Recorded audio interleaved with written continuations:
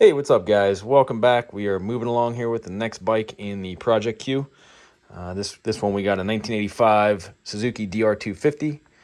Picked this up this past, I think it was March. I was out looking at another bike about an hour from my house, and it was a Yamaha XT200, I think it was, if I remember correctly. But ended up that bike was not in very good shape, so I passed on it. And being about an hour away from my house, I decided to check Marketplace to see what might be in that area. And this one was the first thing that came up. It was listed for like 20 minutes by the time I saw it. And luckily, I messaged the guy and made arrangements just to go right from there to his house. And yeah, when I saw it, I knew I had to grab it just because everything is original on this. It's got the tool bag, it's still got the tail light, all the stock plastics, the metal tank, got the headlight still, fender, everything, trip odometer, everything is original on this thing. The only thing is it's missing the airbox, unfortunately. I don't know how that could have happened. I don't know if the guy was going to part this thing out or something, but somehow they had taken off the airbox, and that's all that was missing. So I ended up finding one on eBay. So I should be good there. Just got to fit it in here and everything, but I figured this would be a good time to take the carb off, get that cleaned up, and go through all the normal stuff we do to get it running. Here's the other side panel, in case you were wondering if that was there, which it is, and the airbox. So everything is like spotless on this thing. I'm going to give it a good cleaning, of course, and once I do that, it's going to look really nice. Couple little blemishes with the tail light. I mean, it's just unplugged. It's nothing major. The fuel tank has a little bit of surface rust on the inside. So I guess what the kid I bought this from, he told me that he got it from a guy that had it on his farm. And you can kind of see some of this. Yeah, you can get a good shot of it there. So a little bit of fluid at the bottom there still. But yeah, just a little bit of surface rust, nothing major. But yeah, the story goes, I guess this sat at the guy's farm. He used it as like a farm bike or something.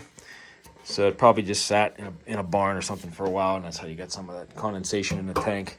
So I'm thinking these might be the original tires on this too. I'm not sure if they came with the IRCs. These are IRC Vulcan Enduros. It's got the same set on the front and rear. And as you can see, there's like still a lot of knobs left on there.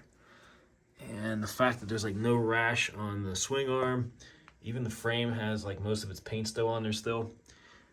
I'm thinking these might be original tires. So if anyone knows if they ran the IRCs on these things from the factory, let me know. I mean, even the plastics are they're like real flimsy plastics. You'd think these would break, but they're still completely intact. A little bit of rash on the side cover here where the boot hits, obviously that's going to happen. Yeah, I just couldn't believe how clean this thing was. Front brakes are non-functional right now.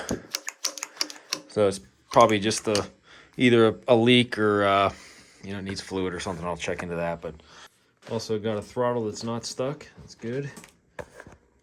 Nice working clutch. Decompression. Trip like I mentioned. And I got the on and off button here. A lot of stuff on here too that I just can't believe. I mean, there's like no slop at all in the Kickstarter. Usually you see all kind of slop in this. This feels very tight still. Brake lever, there's like no movement in the pedal at all. Usually that's all sloppy on the older bikes. So just a really well kept, unridden bike, really. First things first, we'll get it running and we'll check for spark and do all the normal stuff to get her going. And once it's cleaned up, this is gonna clean up nice too, I think. We should have this thing back in the woods hopefully pretty soon too. This should hopefully be a quick and easy one again. I had 2 bikes previous to this that were pretty easy, so we'll make it a third hopefully. So stay tuned and let's get started on it.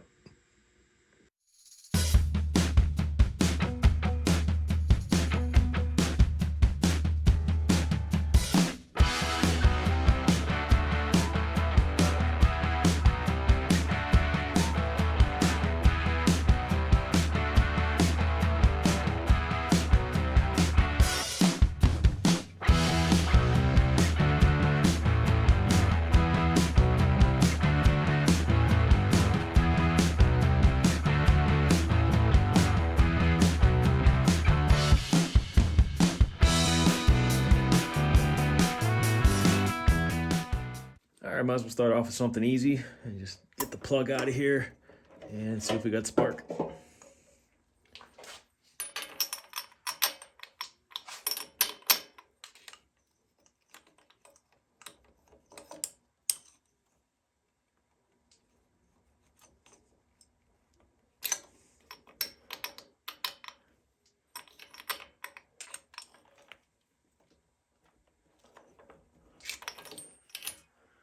That don't want to come out of there. There we go. Thought that was going to put up a bigger fight.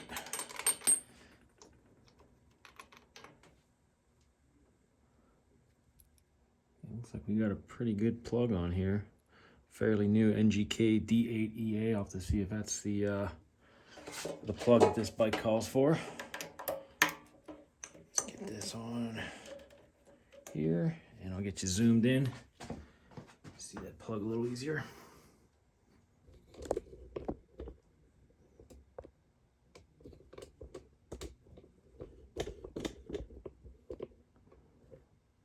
All right, give it a couple kicks and we'll see if we get any spark.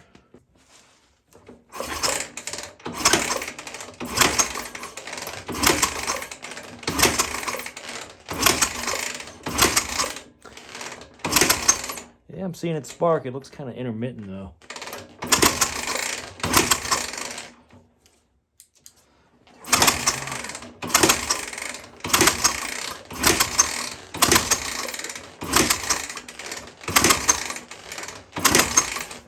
Okay, at least it's sparking. Might try a different plug on there.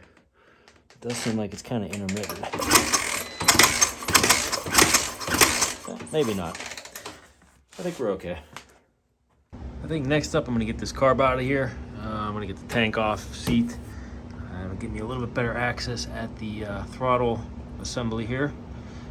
And just make some room, make it a little easier to get out.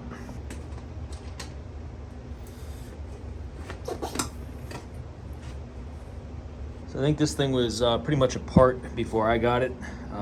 Everything's finger tight. I'm missing bolts here. I'm missing a bolt here, it looks like too.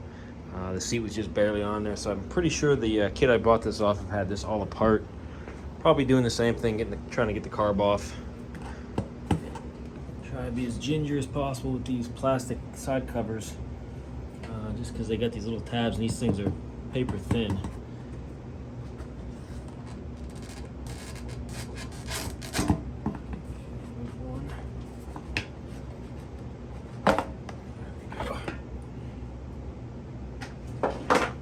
Missing all kind of bolts here.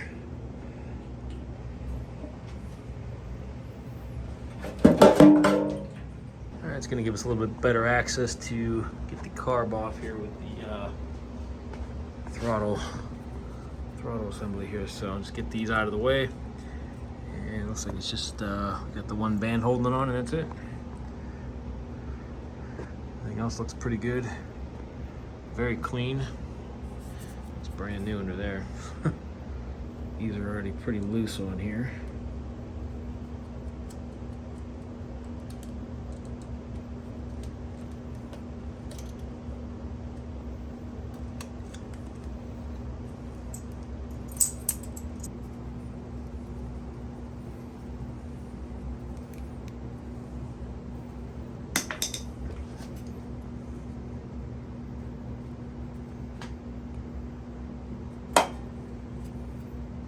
Okay, we get the carb over on the bench. We're gonna crack this open, see what we're working with here. You can tell all this stuff has been messed with already. Everything's loose. So I'm wondering how far the previous owner got. I'm pretty sure he never got it running, he said. He thought it was the carburetor, and like I said before, he bought a aftermarket Chinese carb for it. But I'm gonna try to get the Mikuni that came with it to work before we start messing with any Chinese stuff.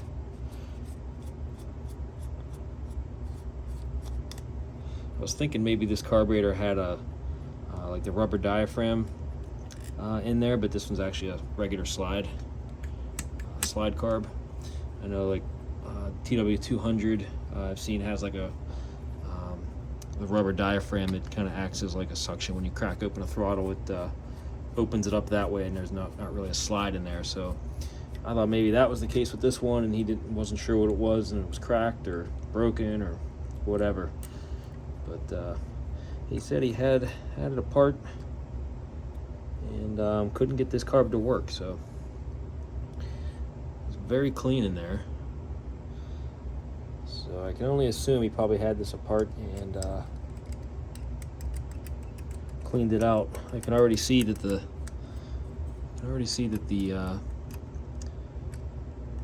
float valve is stuck up in there.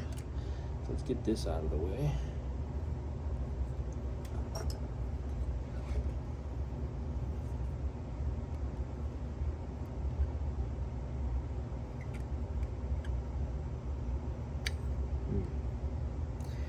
That's gonna let me.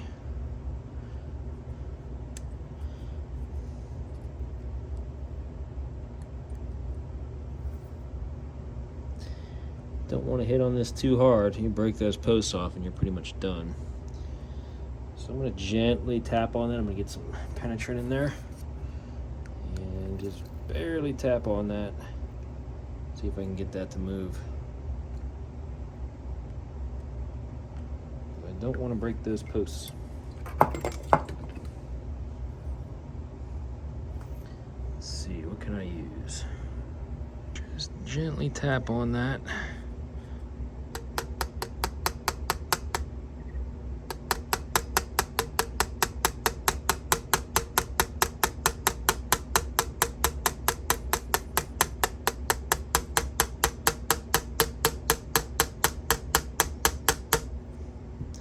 I don't think that's budging.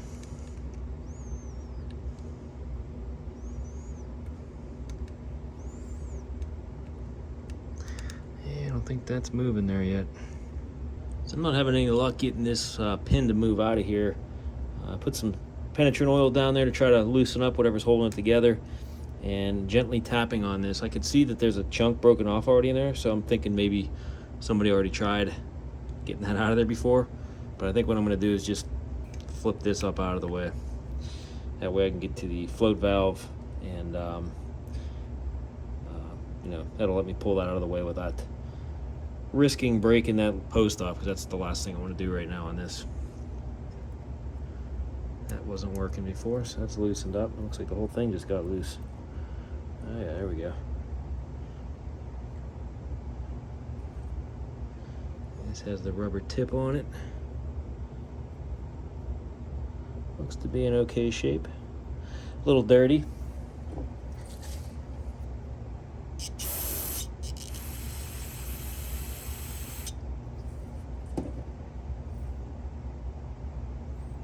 Yeah, it looks reusable.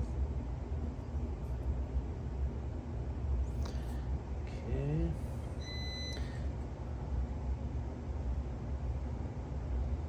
Get that main jet off of there.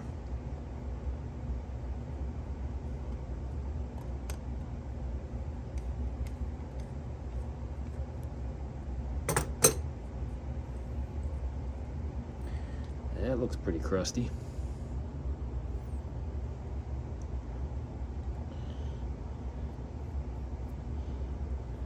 O-ring doesn't look to be in the best shape there.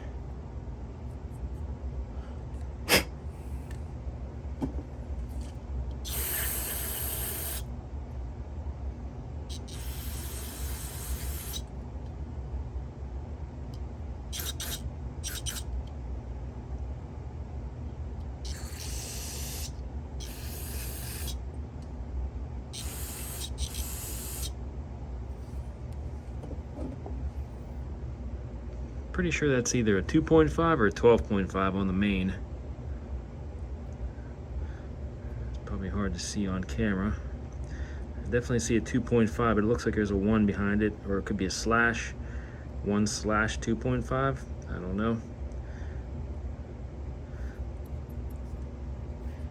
Let's see if we can get that pilot jet out of there.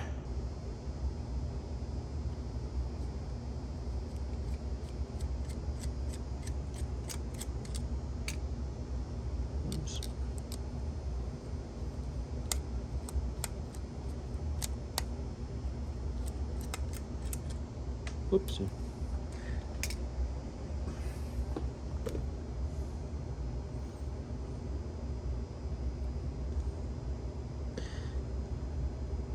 Can't see any light through there. These holes look open, but can't see through it. Let's see if we got light showing through there. Nope, I'm not seeing anything. So we get a piece of wire, run it through there a few times, and well, it took a while, but I finally got it with a little strand of wire. It's like a really, really tiny opening now. Let's see if we can see through it here on camera. Yeah. Get that to focus. Get a light behind it.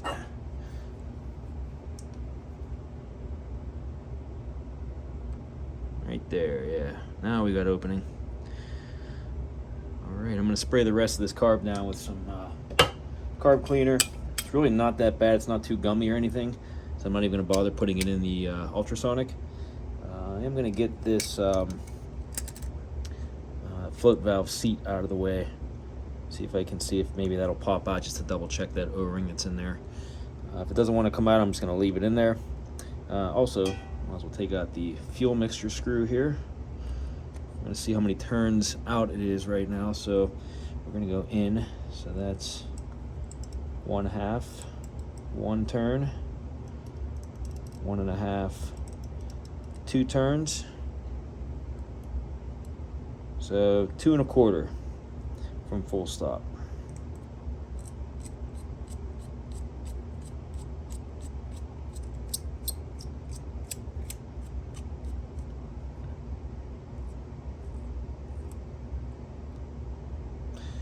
Yeah, that's pretty cruddy.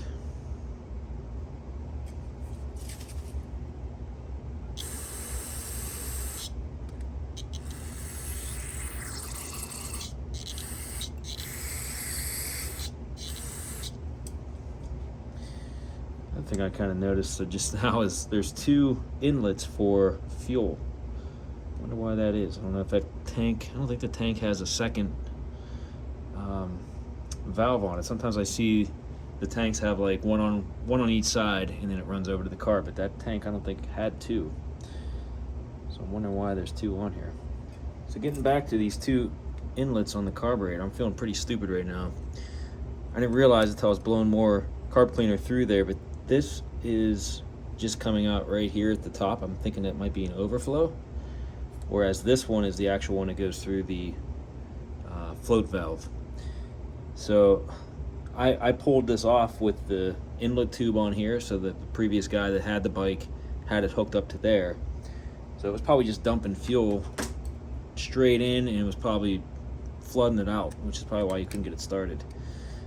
I mean, this is right here too. I'm not sure why I wouldn't have just tried that, but I'm pretty sure this is for a breather or a overflow, because it's all the way up in there. And this one is actually for the float valve. So when I hook this back up, I'm just gonna run this to this one, obviously. Glad I noticed that, because I just would have put it back together the way it came apart. Got to look at things a little closer. I'm gonna figure out how to get this thing fastened in here. I'm missing a bunch of bolts. I got 2 here I'm missing, and 1 on the other side. They look to be about probably 10 millimeters, so I might have some of those floating around. So I gotta get those 2, and I think that's it really, just those two spots. So I get three bolts total. Just get this kind of sized up.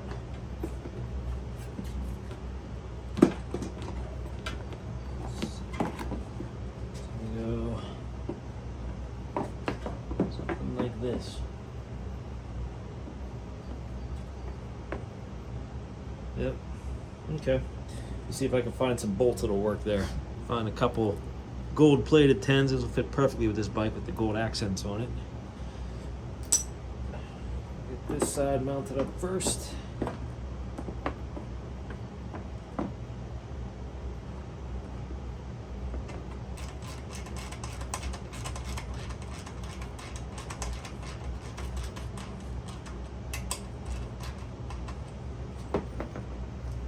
Ran out of gold-plated bolts, so I got to use silver on this side. Little mismatch.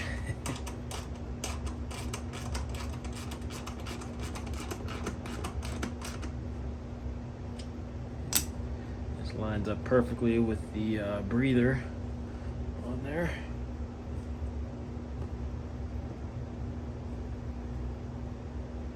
I got the crankcase breather hooked up to the airbox, and then this other line just goes down below the airbox and exits out by the shock there. So good to go there. Just got to clean up a couple more wires that are hanging down here. This one's just for the tail light, so I'm assuming it's probably going to get right in that location there and hooked into that. So just some basic stuff left, really. Get the carb back in place. We'll get the oil drained out of there. Just to make sure we got enough before we try to fire it up. In case you were wondering, there is an air filter in here. So it's actually already oiled up too, so that came with the airbox. I kind of lucked out because it had the air filter in there, all the tubes and stuff hooked up, and the boot as well. So let's throw that carb on. All right, before I put the carb on, I'm just going to heat both of these boots up with the heat gun, just get them nice and soft. That way I risk ripping anything, and the carburetor should slide into place a little easier.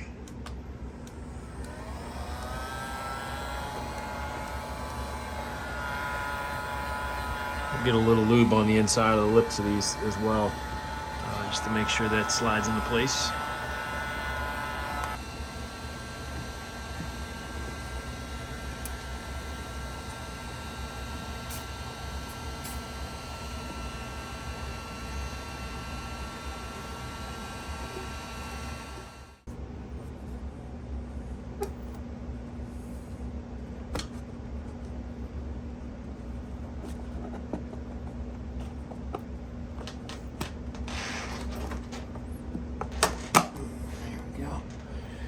Alright, so I ended up having to just unbolt the airbox again and just move it back just a hair to get that to slip into place. So just got to get this over the carb, and I can bolt it back down.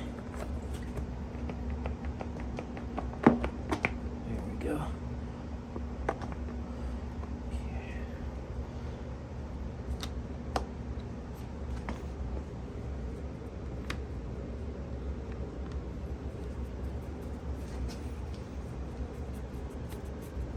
And now I just got to hook up the throttle cables.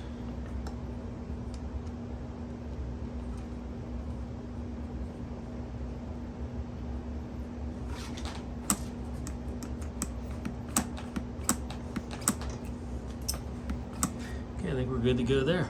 So another thing I neglected to look at on that original plug that I pulled out of there, it is the correct type. It's a D80A, but if you look close, you can see that electrode's kind of worn down right there, and there's a huge gap between that and the tip of it. So here's a new one. You can see side by side the difference. You got more of an electrode on there, and the gap is much closer. So I'm gonna pop this one in and just see if we still have that would seem to be intermittent spark, which was probably because of that plug. So I'm gonna pop this on here real quick. We're gonna give it a couple more kicks and see if that spark is any better.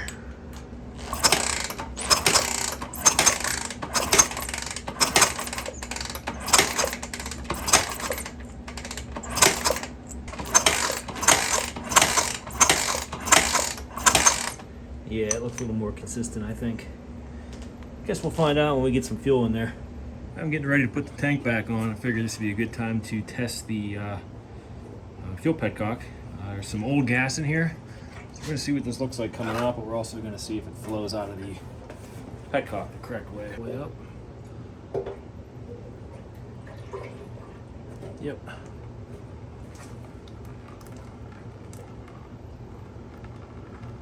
Okay, so it does flow. That's good. Gas kind of does smell old, so I'm going to put some fresh stuff in there when we try to fire it up. So I know I said I was going to probably soak the inside of this thing, but I don't think I really need to.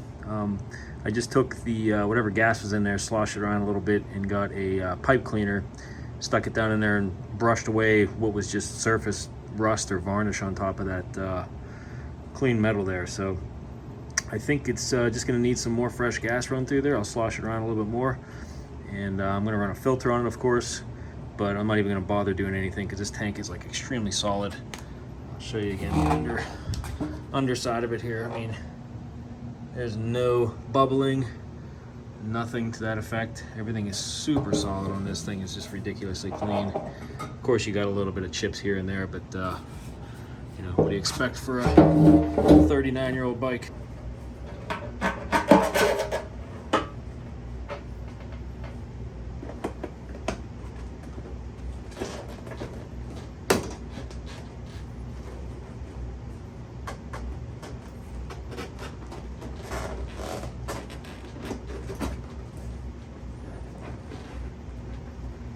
I was able to find a couple bolts in my random bag of Suzuki nuts and bolts. This was actually a pretty good little pickup at last year's Mid-Ohio. Just guy was selling random nuts and bolts and pieces and fasteners for a Suzuki. And I kind of figured I'd have a couple Suzukis to work on, so I think this was like $1 for all these manufacturer spec Suzuki bolts and everything.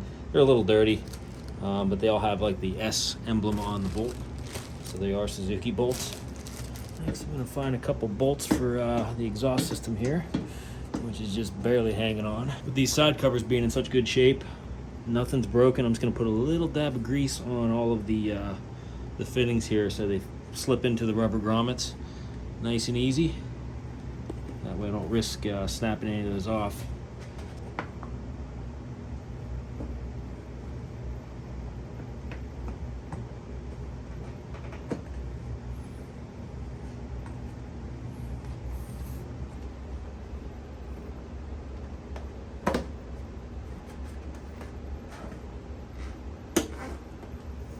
All right, before we try to fire this up, we are going to drain whatever oil's left over in there.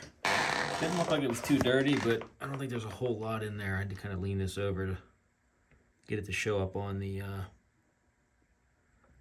sight glass there. So I'm just gonna dump it out and put new oil in. So let's get to that now. I think the drain plug is right there. Yeah, nice and easy to get to. All right, let's get this opened up. That oil looks pretty clean. Better to be safe than sorry. All right, this engine calls for about 1.3 quarts of 10W40, so I'm just gonna dump it in, and then we're gonna sit it upright and take a look at the sight glass, because that's really the part that matters most, is if you can see it in the full position on the sight glass there.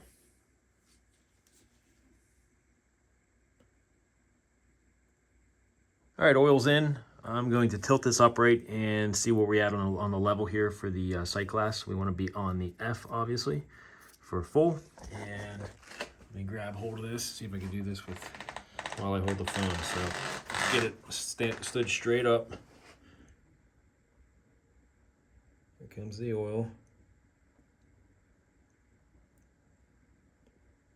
And looks like we're just about where we need to be. We're just below the F mark. So I might add a little bit more, but at least now we can see the oil on the sight glass, unlike before.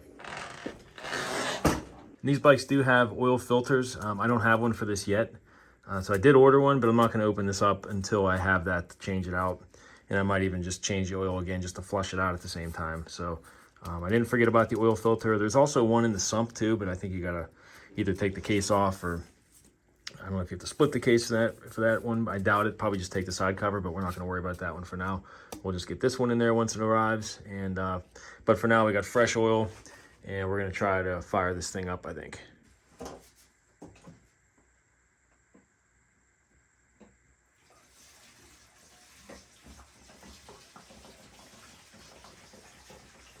All right, I'm going to turn this to reserve. I don't have quite a full tank in there. And just watch to make sure we don't got any kind of leaks spring up here. Crossing our fingers. Okay, we got gas flow.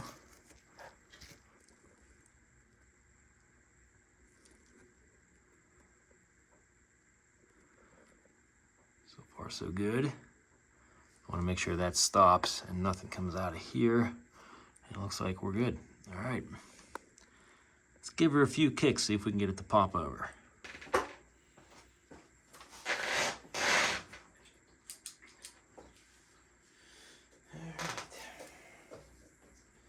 choke it.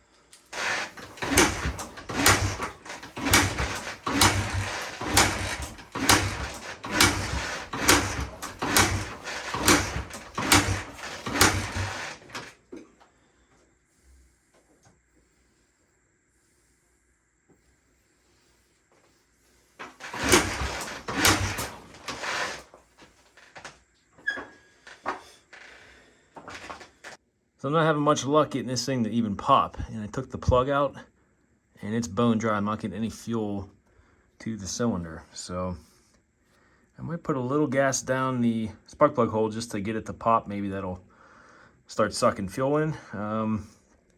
But I am getting gas in there, and I had a little bit come out of the overflow when I leaned it over. I think just because it was leaned over pretty far. So, I mean, gas is getting down to that point. So I'm gonna try a little bit of fuel down there, I think. We'll see what happens.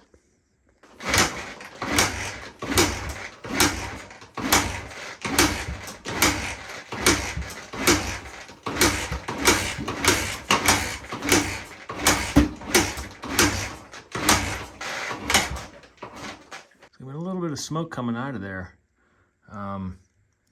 After putting gas down in there, it kind of popped a little bit, but it was an odd sound. It didn't sound like it was trying to start. I'm wondering if the valves, I didn't check the valves in this thing yet. The compression feels really good. So I think I might check the valves next and see if maybe I can see if something's out of whack there. So I'm gonna probably have to take this tank off and get the side cover opening here to get it at top dead center, and we'll check the valve clearance. All right, cleaned up the area around the valve covers here. Just gonna crack these open and get a look in there and see if I see anything out of sorts, and then we're gonna get this at top dead center and check the valve clearances too.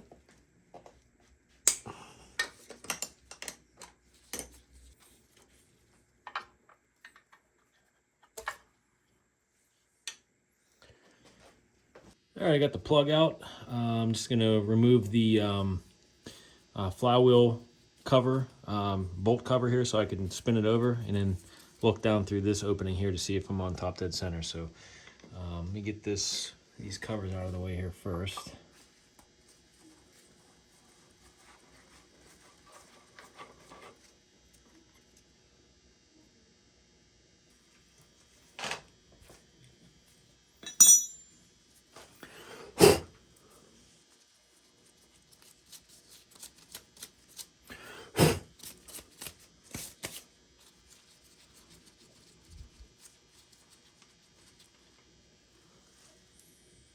So basically I got to spin this around until I get on the compression stroke at top dead center. And when I look down this hole here, there's going to be a T that will tell me when I'm at top dead center. And I just got to make that sure that's lined up center of the hole there once I'm on the compression stroke. I'll start turning this over slowly.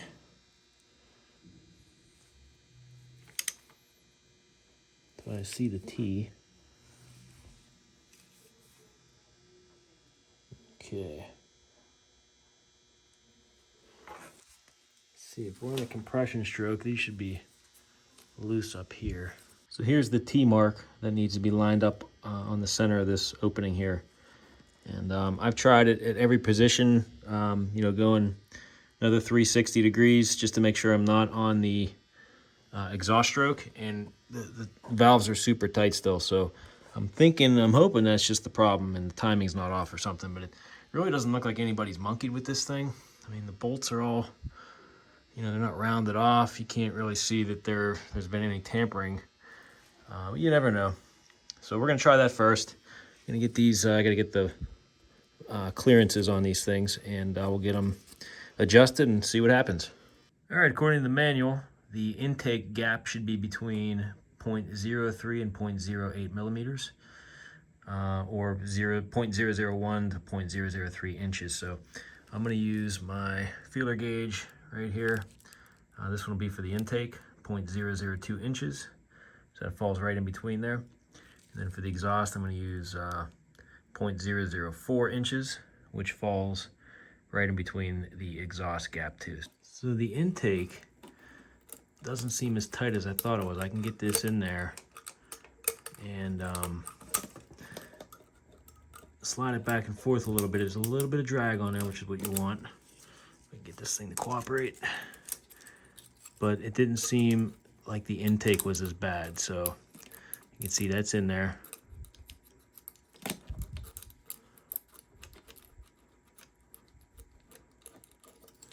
That one's good.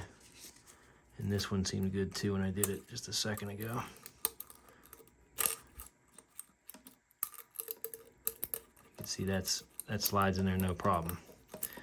So let me do the exhaust valves next.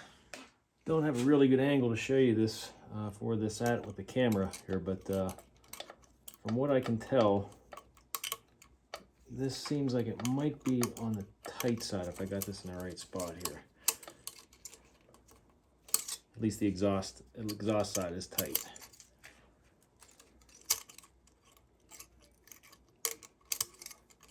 So that might be part of the problem on why it's so hard to start. Hoping that's all it is.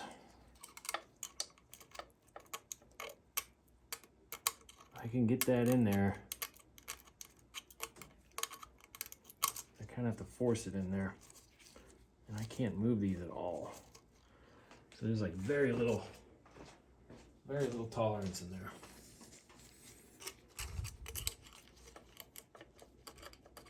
So I'm just gonna loosen the exhaust. I'll do the exhaust, just loosen up just a hair so I can make the gauge slide in there a little easier. So this isn't exactly the best angle for you, but I was able to crack open the lock nut on there and loosen them both up to the point where I could slide this in a little bit easier on both of them now. So I really couldn't get that part on camera because everything's getting blocked when I'm trying to loosen those up. So I just got to get a 9mm boxed end wrench on there and try to hold the valve adjuster in place and then tighten it down, because right now I think it's in a good spot. All right, I got them both tightened back down, and I can slide these in there a little bit easier and still have a little bit of drag on there. Before they were just a little bit too tight, I think.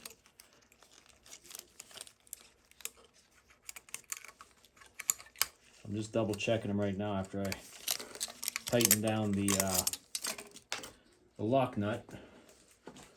And I apologize for the angle. There's just really not a good angle to get.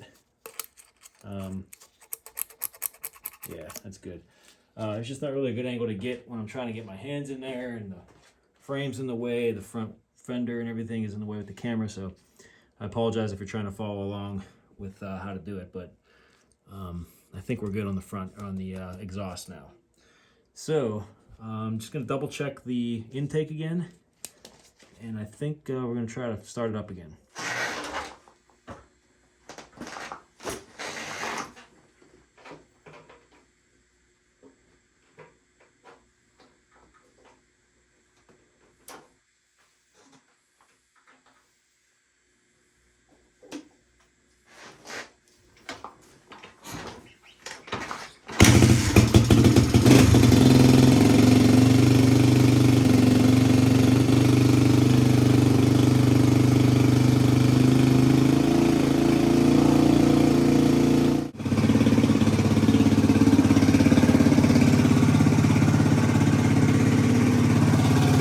Sounds really good. No valve chatter.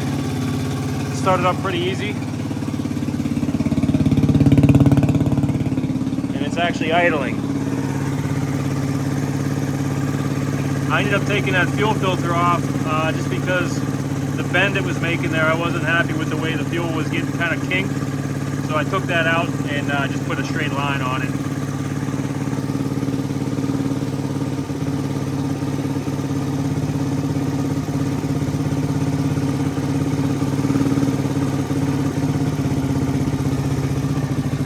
Engine is really quiet. I don't hear the cam chain at all. Be a little bit low there. She's still warming up.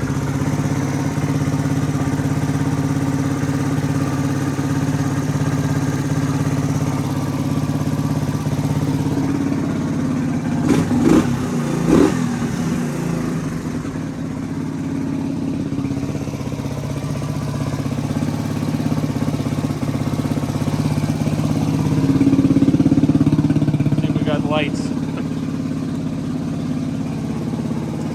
Front. There, all right.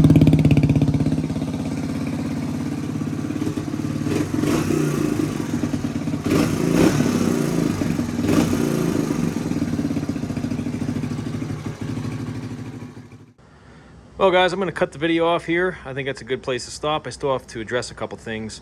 Front brake, of course, is still not working, and I noticed that the front wheel bearings are shot. Figured we'd leave off when we got it running. At least that was the main goal. And yeah, I guess the valves were just a little bit too tight.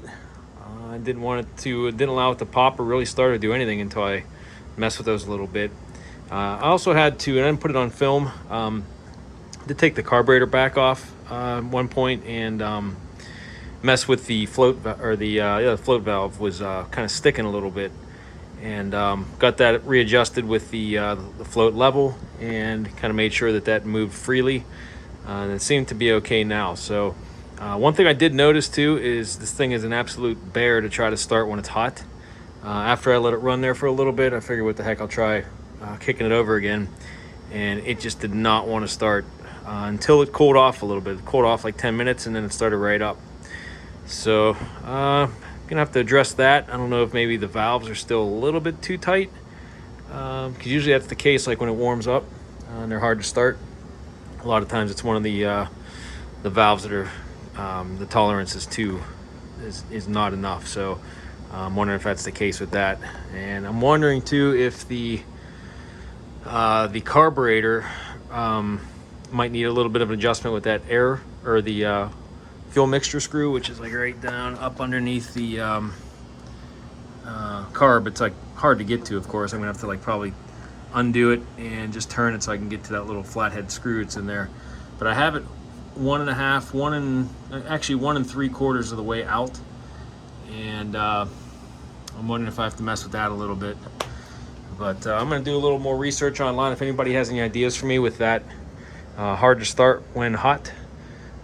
Usually it's the valve, so maybe I'll start there, but I'll take any suggestions you guys got. So thanks for watching, guys. Like I said, the next video, we're going to address that front brake and possibly the bearings at that point too, if I get them, and maybe go for a quick ride on it, maybe get it in the woods too. So thanks for watching, and we'll see you in the next video.